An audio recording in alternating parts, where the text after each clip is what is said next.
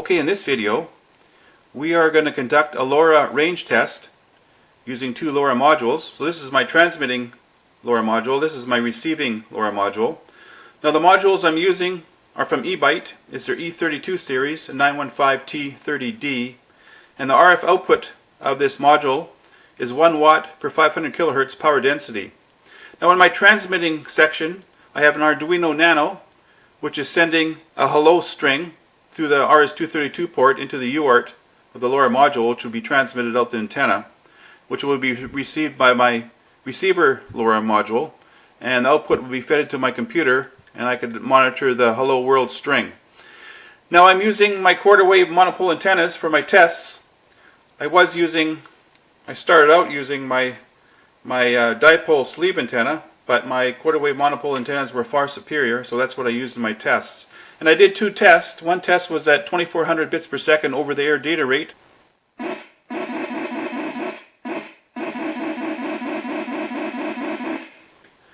And my second test was 300 bits per second over the air data rate.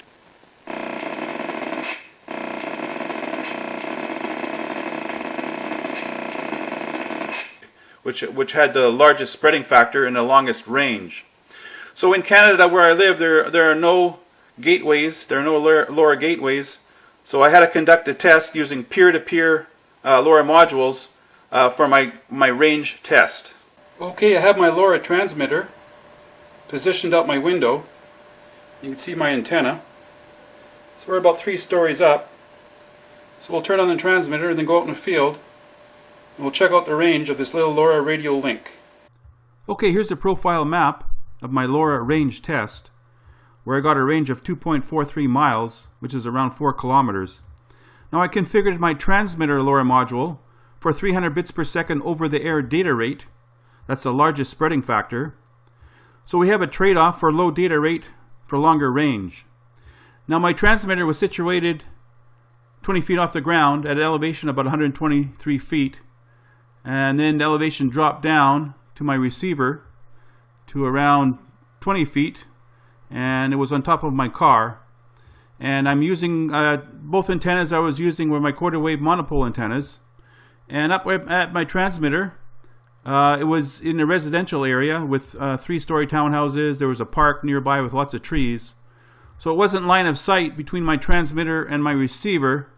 So we got a range of 2.43 miles or 4 kilometers, which I pretty well predicted that range.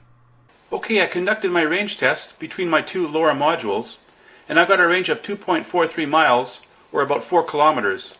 Now in the datasheet for the 915T30D LoRa modules, it indicates a range of 8 kilometers. So why didn't we reach that range of 8 kilometers?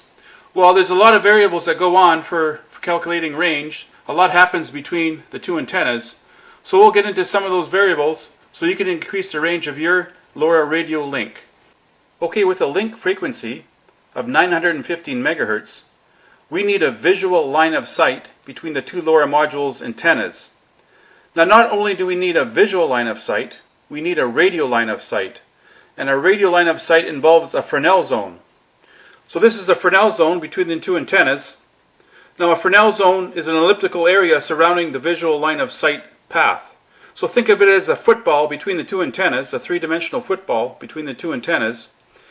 And any object that comes into this Fresnel zone will reduce the strength of the signal. So it could be the ground, it could be a mountaintop, it could be a tree. So any object coming into that Fresnel zone will reduce the signal strength between the two antennas. Now you could go online, you could look up a Fresnel zone calculator, and you enter the frequency of the link and the distance between the antennas. So I entered 915 megahertz and 2.43 miles, and I got a radius of 60 feet. So that's at the fattest point, so that's in the middle.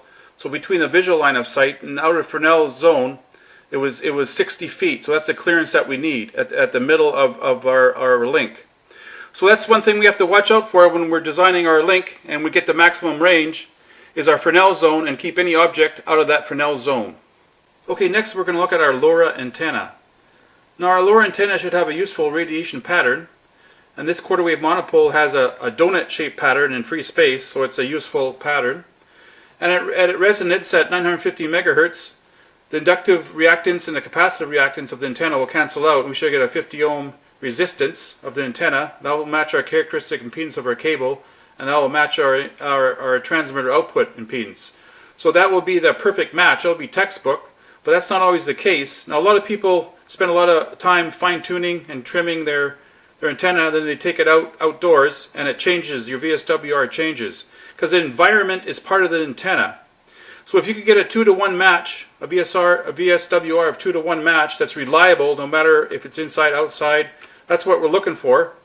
And also, there's a lot of things that affect the pattern of the antenna, and the biggest one is the ground. So as we bring this antenna close to the ground, instead of having a donut-shaped pattern, all the RF energy is going to go straight up, which we don't want. We want it to go out.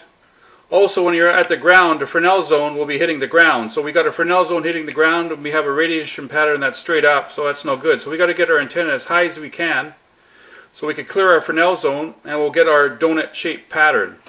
So those are a little bit of tips that we could use to increase the range of our Lora link. Okay, the last thing I want to talk about is the transmission feed line between a Lora module and the antenna. So we have a Lora module with a transmission feed line of a characteristic impedance of 50 ohms, which is feeding our antenna. Now when we key up the transmitter, the antenna will resonate at 50 ohms and we'll have a perfect match. Now that's textbook. Now we're not always going to get a match, so we could have a VSWR of 2 or better is what we're looking for. So at a VSWR of 2, we're going to have a little mismatch. So our transmit power is going to come up to the antenna, and some of it will be radiated out the antenna and some will be reflected. So the reflected power will reflect back, and when it hits the transmitter it will be re-reflected, and it will go back towards the antenna, and some will be radiated, some will be reflected, and it will do that over and over again until the power goes down to 0. Now if we have a high loss line between here and here, every time it does a return trip we're going to lose a lot of our signal. So with a low loss transmission line, even with a VSWR of 2, most of our power will get out. Now we could actually go higher on VSWR, but then we're going to have a high voltage at our Lora transmitter. It could damage our transmitter, and our pattern could change. But with a 2-to-1 VSWR, most of our power will get out if we have a low loss transmission line between the module and the antenna. So if you want to put this module up high on a tower or up on a pole, it would be better to have the radio and the antenna on the pole itself, and then run the power and the signal lines down the pole into your house or into your computer. So with a low loss transmission line, we're still going to get maximum power coming out of our antenna. Okay, so there's some tips on how to increase your range of your Lora radio link. So if you have your Lora modules connected up and you're not getting the range as spec'd in the data sheet, you could try some of those tips and see if you could increase the range to match the data sheet spec. So this video will give you guys some ideas how to get more range out of your Lora radio link.